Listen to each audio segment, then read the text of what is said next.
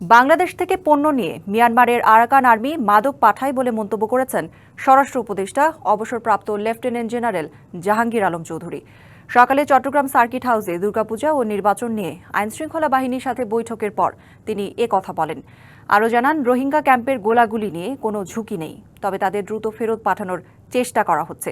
এ সময় পূজার নিরাপত্তা নিয়ে স্বরাষ্ট্র উপদেষ্টা বলেন, পূজা নিয়ে পাশের দেশ অপপ্রচার চালালেও এ বিষয়ে সতর্ক থাকতে হবে। পূজায় পুলিশের পাশাপাশি নিরাপত্তা দিতে সেনাবাহিনীর 1 লাখ সদস্য নিয়োজিত থাকবেন, সাথে থাকবে নৌবাহিনী ও বিমান বাহিনীর সদস্যরাও। এর আগে চট্টগ্রাম বিভাগের জেলা প্রশাসক ও আইনশৃঙ্খলা বাহিনীর কর্মকর্তাদের সাথে মতবিনিময় সভায় অংশ নেন তিনি। এইবার দুর্গাপূজাটা আমরা আশা করতেছি খুবই শান্তিপূর্ণ এবং মিয়ানমার সেনাবাহিনী যেটা তারা কিন্তু বর্ডার এলাকায় এখন আর নাই, এটা পুরাটা কিন্তু আরাকান আর্মি দখল করে নিয়েছে। মিয়ানমার যে আরাকান আর্মিটা এটা কিন্তু বেঁচে আছে এই মাদকের উপরে।